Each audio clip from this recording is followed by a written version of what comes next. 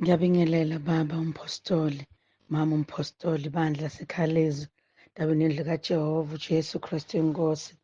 Baba ngithi asize sibonge ukuthi sahamba kahle kakhulu indlela yonke wasethwala uNkulunkulu. Safika ekhaya kahle. Baba ngeke sikhohlwe uphatheka kahle enkonzweni. Sasilala le ekhaya salala kamnandi nceke enkosi mama mpostoli endaweni ehlelekile klini endaweni yenziwe kahle. uNkulunkulu uyazizwela ukuthi ukhona. Siyambonga kakhulu uNkulunkulu kuningi asifundisa khona. Sile nabazalwane ongathi siyazana, kuhlatshelelwa, kufundizwe baba lento kaNkulunkulu esimfunda lapha igcwele nje yonke indawo. Kuhlatshelwa kufundizwe indlela esaphatheka ngayo, sidla kamnandi, silethela ukudla isikhathi, sigcinwa. Umuntu walapha akatshelwa. Umoya walapha nje uyatshela ukuthi vuka manje yenza lokhu. Siyambonga uNkulunkulu baba ngendlela esifundiswe ngayo enkonzweni. Saphatheka kahle baba, siphatheke kahle mama umpostoli. uNkulunkulu wakhuluma ngomama umpostoli. Akukho umthokozi uNkulunkulu ngaphandle kokholwa. Wakhuluma ngomama wethu, wakhuluma ngomfundisi uZondi, wakhuluma ngomama Maseko. Baba kuleso sikhathi sasesingasekho ubona ukuthi uNkulunkulu ugcwele uNkulunkulu kuleya ndawo baba. Uyazenzela uyayikhontrolela abantu abangaka obonayo ukuthi baphethwe uNkulunkulu uyiphethele uyazenzela kubiza basuma bonke kunyakaza ngesizotha ungathi amagagasi ethi kamnandi. Into engiyibonile ngiyamdumisa uNkulunkulu ukuthi angihlanganise nekhalezo ngale ndlela, angifundise fundo kuningi uthobe kufundo kuningi.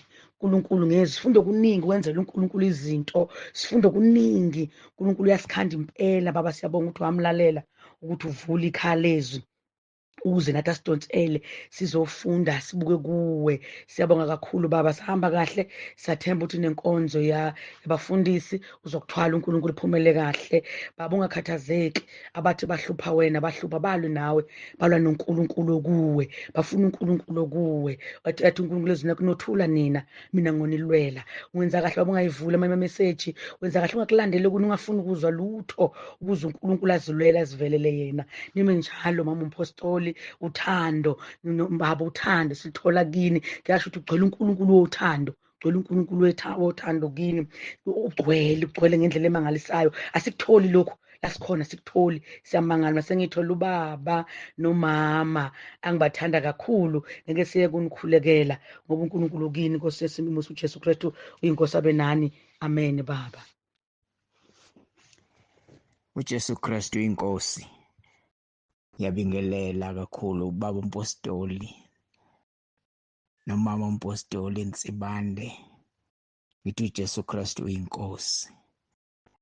Ngithanda ukubonga kakhulu uNkulunkulu ngosister Nthembi Nethe owangifaka egroupini yekhaya lezwi. Kusukela ngaleso sikhathi ngangena ngazizwela ubumnandi kakhulu kule group. Kuhlelelekile konke okwenziwayo, kuhlelelekile. Ngiyabonga kakhulu. Ngibonga umkhuleko wenziwa ekhaya lezwi, uyaphendulwa. Nginalo bufakazi obungimangalisileyo, ngisamangele nami namanje. Ingane yami yathola ithuba lokuyongena esibhedlela, yayifundela izifundo zobunesi. Yangena esibhedlela yabizwa, ingazange ya-apply, ayisazi naleso sibhedlela. Kwathi singenile phakathi kwase kubuzakala ukuthi ingene kanjani. Ama-CV ayizange yawafaka, kwathiwa letha ama-CV, kodwa-ke yawaletha, kwathiwa uyoqhubeka usebenze. So ngiyamangala ngoba akazange a-apply, akasazi naleso sibhedlela. Sibonga uNkulunkulu ngoba uyamangalisa. Uyaqhubeka kuyimanje nokuthi enze training. Jesu Kristu uyinkosi. Ngiyabonga kakhulu umkhuleko owenziwe ekhaya lezwi. Jesu Kristu uyinkosi. uJesu Kristu uyinkosi baba. Ngicela ukuletha ubufakazi Ey'nsukwini ey'dlulile ngike ngaba nento enhlizweni yami ethi, ngoba uJesu Kristu oyinkosi unakho konke umuntu angaphila ngakho. Ukusukela kalelo langa engingayicabanga leyo nto ngathi, Nkosi, angisocela kumuntu, sengizoza kuwena. Ey'nsukwini futhi ey'dlulile bese kuba khona ukuthi ngingabi nayo inhlobo nje imali, kodwa into engayinothisa ukuthi nginokuthula engathi nginakho konke. Bese kuba khona omunye umzalwane ongibizayo, angibiza mangifika, afika anginike imali engango-R100, ngangingenayo ngisho. Ngambuka uNkulunkulu, ngambonga ngaguqa, ngambonga ukuthi uNkulunkulu uyezwa, uNkulunkulu uyaphila. Izolo bengiwukhipha okuyishumi enkonzweni engikhonza kuyona. Kwasho ukuthi sekuyiyona kuphela, ayikho enye. Akusho ukuthi iy'dingo azikho, zikhona, kodwa ukuthula futhi ngeso nginokuthula. Isimanga baba ithi ngiqeda ukukhipha bese kuba khona omunye umzalwane wathi, hayibo, kuthiwa ngikunika nansi imali, unginika u-R100. Ngaleso sikhathi anginawo ngisho kwi-wallet yami, kodwa into engiyiqaphele ukuthi nginokuthula, kukhona konke. Ayikho into emnandi njengokuba nokuthula. Isimo sithi ungathuli, kodwa kube nalokho nenjabulo engathi unakho konke. Impela uNkulunkulu uyaphila, impela uNkulunkulu uyaphendula abantwana bakhe, uyaprovide la khona kudingeka khona aprovide. Sengifundile ukuthi akekho omunye engiyomkhonza ngaphandle kwalo Nkulunkulu engimkhonzayo, uJesu Kristu oyinkosi. Siyabonga baba, ngiyabonga kakhulu ngokungena ekhaya lezwi, ngoba namhlanje sesiyakwazi ukuziyela thina kuNkulunkulu. Kalezi ayikhathi besicabanga ukuthi kuya abathile, akuyi wonke umuntu. Besingazi ukuthi uNkulunkulu nathi masibiza kuyena uyakwazi ukusabela. Siyambonga kakhulu uNkulunkulu ngani ngokusinika imfundiso njalo usuku nosuku.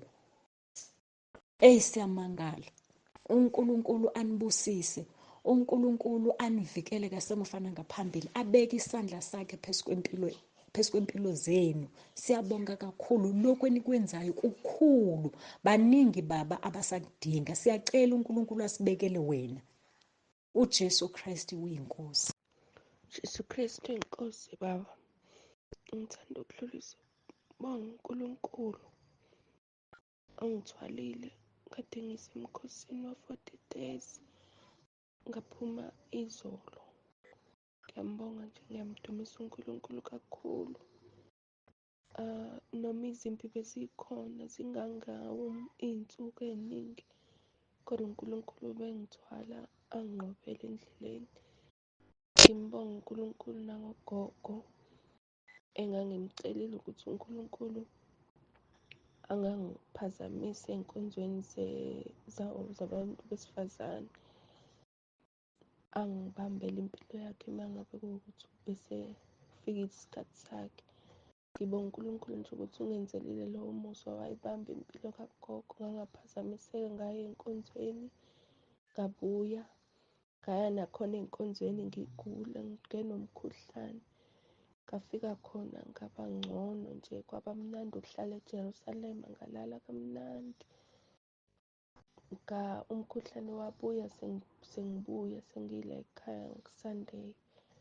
Kodwa ngiyambonga uNkulunkulu, ngiba ngcono nakuwona. Ugogo udlulile emhlabeni, ngiyambonga uNkulunkulu. NgoMgqibelo ebusuku ngabo-2:12 uNkulunkulu waseyamthatha. Ngibonga lokho nje ukuthi uNkulunkulu ungilalelile, ngangaphazamiseka. Ngiyamdumisa kakhulu. Kumnandi ukwazi ukuthi umuntu usakwazi ukukhuleka, imikhuleko iphendule, ngoba naku-40 days kuningi uNkulunkulu nje angibonisa khona ukuthi uyangenzela khona ebengikukhulekela. Nje ngiyambonga kakhulu baba uNkulunkulu. Ngithi nje uJesu Kristu inkosi. Mina bani njena ukuthi alalele mina ngiyisona esingaka kuye. Ngiyabonga nje, ngiyambonga uNkulunkulu nangempilo yakho ninoma. Ngiyabonga, ngiyazi izimpi bezikhona ezinkulu ey'velayo nakhona nje ngani. Kodwa uNkulunkulu siyambonga, emuhle, ethembekile nje, usanibiyele. Sithi udumo lonke nje lungolwakhe, izibongo zonke zingezakhe. Ngiyabonga nje Baba kakhulu. Ngibonga ukwazi nje ukuthi ngihlele eqinisweni.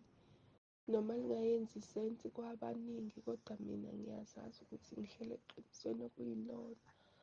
Ngiyamdumisa nje kakhulu uNkulunkulu. Ngiyabonga nje kakhulu. Angikholwa nami ukuthi ngihlalile u-40 days wonke. Ngiyambonga uNkulunkulu, ngiyambonga kakhulu. Jesu Kristu inkosi. Amen. uJesu Kristu inkosi. Baba, ngiyabingelela kubaba Thivandi nomama nabazalwana bonke basekhaya lizwe nasetabeni endle kaJehova kuyabonelela. Ngithi uJesu Kristu inkosi. Baba, benifuna ukudlulisa kubonga uNkulunkulu ngawe Baba. Ngithi ngiyacela ididi la kuvuma izono mhla ka-29 April. Ngalale usuku ngaphupha ubaba akhuleka umkhuleko waseRoma 10 verse 9. Nalandela emuva kwayo ngakhuleka ngazibamba esiswini sami, inkinga yesibeletho ngizibamba esiswini sami ngakhuleka nilandela umuva kubaba. Ngazwa into ikhona ehlayo enyaweni lami laka-right. Ngaphakama kanjalo. Beninkinga isibeletho sami sibe buhlungu ney'nyawo zami zibe buhlungu ngingakhoni nje. Ekuseni yaze ngivuka ngingakwazi ukuthi ngizokhona ukuhamba, ngizokhona ukusebenza ngendlela iy'nyawo zami zingiphethe ngayo. Isibeletho naso njalo sibe buhlungu kakhulu, ngingakhoni ukunyathela kahle phansi. Kodwa manje ngi-right, asisaniphedi isibeletho. Ngiyabonga kakhulu Baba nemikhuleko yawo yabaseRoma 10 yangisiza kakhulu. Ngikhuleka njalo usuku aze nilala. Nesemini ekuseni ngiyakhuleka njalo ngayo imikhuleko. Bengihlutshwa kakhulu emaphupho, yakuphupha ngidla. Mhlawumbe ngeviki bengidla kayi-3, kodwa umuntu anikeze ukudla ngingamboni. Ngakhuleka njalo ngale mikhuleko yabaseRoma 10. Ngagcina lapha ngimbona lo ugogo umsebenzelayo. Kunzima kakhulu, kunzima kakhulu kalowo muzi ngisebenza khona. Ngiyahluleka nje nesikhathi sakuthi ngiyathatha emkhosi, kodwa nalokhu ukuthi ngiphethe uthongo ngingalazi ukuthi uthongo lani. Nilala nje ngiphupha usuku lonke, kodwa ngingawazi ukuthi ngingasakhumbuli ekuseni ukuthi ngiphuphileni ngiphethe uthongo. Kodwa ngiyazama nami ngiyalwa ukuthi ngikhuleka ngizonqoba le moya mibi imphethe la kalowo muzi. Ngikuthi ngifisa ukuthi uNkulunkulu angangisiza ngithola umsebenzi, munye umsebenzi. Ngihlukana nalowo muzi ukuthi lo muzi bathanda ibasangoma kakhulu. Inyanga njalo nje ngaze ngiphupha nasekamereni lala khona bafakile umuthi. Ngiphupha nasengesikhathi ngipheka bangiphekisa utshwala. Ngiphupha ngihamba endaweni ngingazazi, ngizibona ngikorobha, ngizibona ngidla. Kodwa le nto manje yi-right, angisaphuphi naloko. Noma ngibona ngithi ngiyakorobha, ngiyabamba imoto ngifuna ukorobha, ngivela ngiyeka ikudla khona. Aze ngiphupha ngithi baphaka ukudla, ngivela nje nginyamalala, ngivuka ngingadlile. Ngiyambonga kakhulu uNkulunkulu Baba, ngimamele iy'nkonzo njalo. Ngiyabonga kakhulu Baba. uJesu Kristu inkosi. uJesu Kristu inkosi. Ngiyabingelela ekhaya lezwi. Ngizodlulisa nje ukubonga okukhulu. Ngisanda kungena-ke ekhaya lezwi, kodwa kunezinto nje ezikade zingasenzeki empilweni yami. Bengisindisiwe, kodwa ngibona nje ukuthi hhayi, impilo yami ayisekho lula. Bekubuhlungu nje ngingeke ngikuchaze, kodwa bekunezinto ezibuhlungu kade zingehlela.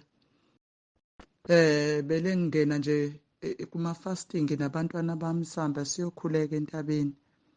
Ngithi nje kufika ukuthi ngithi ngicela ivangeli leqiniso, ngicela ivangeli lobungcwele. Kanti uNkulunkulu ngelinye ilanga uzoletha umzalwane uthi hhayi, awukungenele ekhaya lezwi. Hhayi baba, ukungena kwami ekhaya lezwi, baba uNsibande, mama uNsibande, uNkulunkulu asigcinele nina. Angazi ngizokuphila nje, kunobufakazi okungavumiki ukuthi ngibugcine kulokhu ngoba kuningi nje. Ngiphupha bengisebenza bazalwane, kodwa nje imali bengingasayiboni, ingasenzeki lutho nje. Kodwa namhlanje silale nje sesikhuleke njalo ntambama mase siqeda ukukhuleka sisho abaseRoma 10 verse 9. Ngiphupha namhlanje ngathi umfana khona umfana ongithathayo kuzona ongisayo emsebenzini angibuyise ngiyakhokha-ke kuyena. Ngiphupha ngathi uthi zithi iy'ngane nangumama umfana ezongena ekhaya. Hhayi-ke bembiza ngayigama. Ngempela ngithi uma ngiphumela edanginingi nango, hhayi ancokole ethi hawu mama kanti uba nje ungayile emsebenzini ngithi nayi bathi ngikhathele kade ngisebenza bo ngizobuye ngigqoke kahle uma bese ngigeza ntambama kade sisebenza. Athi yena ngikulethela imali yakho. Angathi ulethe imali eningi entsha enhle nama-payslip ami ne-airtime. Ngithi mina ngiyabonga ngani yami ngicela ukukunikeza u-R50 noma uthathe i-airtime wokubonga. Athi yena hayi kulungile nginike i-airtime ngimnike i-airtime. Kuthi kusenjalo ngathi nampa abafana ngathi bayizigebengu ethi hey mama qaphela cishe ubela abafana bazokuphuca imali ngempela thebe bengena ngesidlozana bethi letha laleyo mali letha ngisathe bethi letha yonke leyo mali. Angathi kufika ukuthi angiguqe phansi ngithi uJesu Kristu uyinkosi, uJesu Kristu uyinkosi. Amana aphelelwa amandla athi nina nifani nabanye abantu. Akakushilo wathi nje nina nifani nabanye abantu basuka bahamba. Ngiyabonga bazalwane, ngiyabonga uJesu Kristu uyinkosi ukuthi okade kudliwe isikhonyana uNkulunkulu siyakubuyisa. Ngiyabonga kakhulu uJesu Kristu. Sanibona baba, njalo baba. Baba angithulanga ngoba ngingenabo ubufakazi. Umuntu owangifaka kule group wangifaka nge-purpose baba, futhi wayethunyelwa nje uNkulunkulu kahle kahle because bengingumuntu ohlutshwa impilo and ukungifaka kwakhe kube u2 weeks nga-admithwa esibhedlele. Ngihlutshwa ngokuba ngulow blood, belengiphelelwe igazi. So this time worse because bengiba dizzy, nginakho konke nje, nginomsindo osezindlebeni, bokukuningi nje baba. So bengihlale ngizivulela uWhatsApp wami ngilalele intshumayelo njalo until ngiba right esibhedlela baba. Ngihlale 7 days ngaphuma sengi-right. Ngiyambonga baba uNkulunkulu othe wafika empilweni yami ngisaphila again. Ngiyabonga kakhulu kakhulu. Kuyintokozo ukuba sekhayeni lezwi baba. Imfundiso zakho ziyavuselela, ziyakhana, zibuyisa umuntu aphile baba. Cause sihambe silibale ukuba ungubani umdali wethu. Cause manje kunalezi salvation zama-model. So umuntu wahamba wathatheka wawenza konke kwamukelekile like ama-fiber. Besiba nenkonzo zabantu abasha sifundiswe ngawo, but at the end kwaba khona into ethi as long ukhulekile before uzalifaka ku-right. So kwahamba konke kwamukeleka. So but now ungikhumbuza back baba la ngiphuma khona. Ngiyabonga bakuba sekhayeni lezwi. Ngiyabonga kakhulu. Imfundiso zakho ziyangokha, zingibuyisela kumina, ngiba yimina nje baba. Ngiyabulela kakhulu kakhulu baba. Inkosi ikubusise baba. uJesu Kristu inkosi. Amen. uJesu Kristu uyinkosi. Ngiyabingelela Mpostoli Baba Nsibande nakumama uNsibande ekuseni. uJesu Kristu uyinkosi. Baba ngicela ukudlulisa ubufakazi obenzeka Friday mhla ka-6 emveni kokuba ngingene emkhosini. Ngakwenza ngokuthembeka izinsuku ezintathu. Kwase kuthi ngo-Friday mhla ka-6 I received a message efonini. Ngacabanga ukuthi mhlambe uWhatsApp. Cha, kanti imessage yokuthi kukhona imali edepositwe into my account, imali engango-12,000. Ayibhaliwe igama ukuthi vela kubani, kubhalwe izinamba nje o6 no5 nezinye inamba. Ngambonga kakhulu uNkulunkulu ngalo 12,000 and ngabonga nokuthi ngakwazi ukunikela ngokweshumi entabeni kaJehova kuyabonelelwa. uJesu Kristu uyinkosi. uJesu Kristu inkosi, uJesu Kristu inkosi. Baba, ngiyabonga ekuseni, ngiyambonga uNkulunkulu ukuba sekhaya lizwi, ngiyambonga kakhulu ukuphila, ngizokuphila nje nasempilweni yami namaphilisi nje ngibonga imkhosi, ngiyambonga uJesu kakhulu, ngibonga ukuthi ngalimala Baba kakhulu, salimala ngaliya-VN ngalimala, kodwa nje uthe usushumayela usuyichaza lento ukuthi ukulingwa kwakho ngalapheka. Ngithi uJesu Kristu inkosi, uJesu Kristu inkosi. Kwaba buhlungu, kwabe ngathi nje ubaba wethu yikho konke. uJesu Kristu inkosi, uJesu Kristu inkosi. Amen.